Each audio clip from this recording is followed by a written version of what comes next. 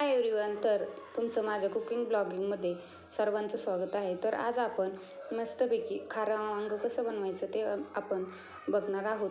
तर खारं वांगं सगळेच बनवतात, पण मी माझी पद्धत तुमच्याशी शेअर करणार आहे.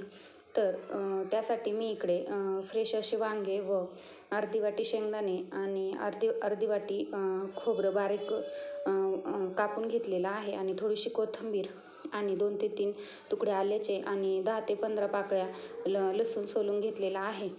तर इकडे आपल्याला 7 ते 8 मी वांगे घेतलेले आहे. तुम्ही कमी जास्त करू शकता तुम्हाला जेवढे बनवायचे असतील तेवढे. तर इकडे मी तव्यावरती थोडंसं तेल टाकून आपल्याला जे कापून घेतलेलं खोबरं आणि शेंगदाणे आपण बारीक करून तळून घेणार आहोत.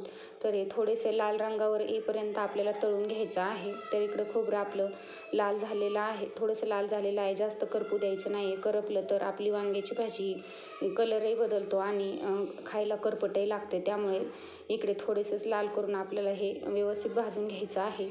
तर खोबऱ्याप्रमाणेच आपण शेंगदाणे थोडेसे लाल होईपर्यंत परतवून घेणार आहोत. तर खोबऱ्याप्रमाणेच शेंगदाणे जास्त करपू द्यायचे नाही, तरी त्यामुळे काय होतं, भाजीची टेस्ट बदलते. तर इकडे आपलं सर्व असं भाजून झालेलं आहे. तर आपले शेंगदाणे आणि खोबरं थंड होत आहे तोपर्यंत आपण इकडे वांगे कट करून घेणार आहोत.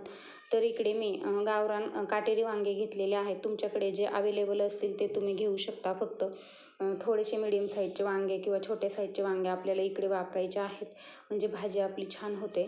तर इकडे जास्त मोठे दांडे असतील तर ते आपल्याला दांडे व्यवस्थित असे चाकूच्या साहाय्याने कापून घ्यायचे आहेत आणि असे वांग्याला दोन काप मारून घेऊन आतमध्ये वांगे किडके आहे का नाही ते व्यवस्थित असं बघून आपल्याला वांगे कापून घ्यायचे आहेत.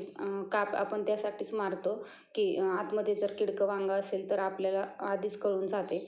तर इकडे वांगे व्यवस्थित मी चिरून घेतलेले आहेत, ते आपण बाजूला ठेवून देणार आहोत. आपल्याला वांग्यामध्ये पाणी टाकायचं नाही आहे. तर इकडे आपण शेंगदाणे, खोबरं हे कोथिंबीर, लसूण आणि आलं हे व्यवस्थित असं मिक्सरच्या जारमध्ये ॲड करून छान असं बारीकसर वाटून घेणार आहोत.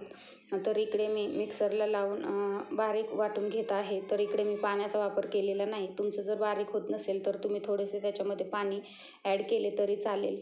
तर इकडे आपण वाटून घेतलेलं आहे आणि वांगे कापून झालेले आहेत. इकडे आपण गॅसवरती एक भांडं ठेवलेलं आहे. त्याच्यामध्ये मी 3 ते 4 चमचे तेल टाकलेलं आहे आणि 1 चमचा जिरी मोहरी आणि 1 चमचा हळद टाकलेली आहे आणि जे आपण कट करून ठेवलेले जे वांगे होते ते आपण इकडे त्याच्यामध्ये ॲड करून घेणार आहोत आणि ते व्यवस्थित मिक्स करून त्याच्यामध्ये आपल्याला चवीनुसार मीठ घालायचं आहे.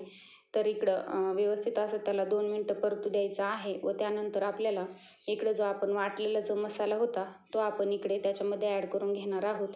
तर इकडे तुम्ही थोडंसं पाणी घालून लपतपीतही वांगं करू शकता, तुम्हाला जसं आवडत असेल तसं. तर मी इकडे पातळ वांगं बनवणार आहे, त्यामुळे मी इकडे 1 ग्लास पाणी ॲड केलेलं आहे.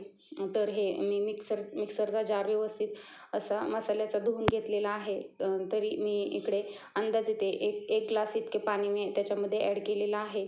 नंतर मला आणखी थोडंसं शिजायला पाणी लागेल म्हणून थोडंसं मी अर्धा ग्लास आणखी टाकलेलं आहे आणि व्यवस्थित अशी उकळी काढून घेऊन त्याच्यावर 2 मिनटं आपल्याला झाकण ठेवून द्यायचं आहे आणि असा चमचा त्याच्यामध्ये ठेवायचा आहे. नाहीतर काय होतं, शेंगदाण्यामुळे भाजी उतू येऊ शकते, त्यामुळे चमचा आतमध्येच राहू द्यायचा आहे.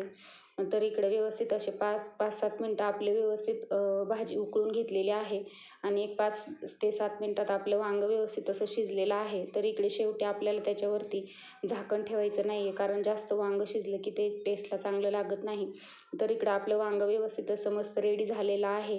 तर मी ते वाटीमध्ये काढून घेत आहे. तर तुम्हाला आजची रेसिपी कशी वाटली हे मला कमेंटमध्ये नक्की कळवा.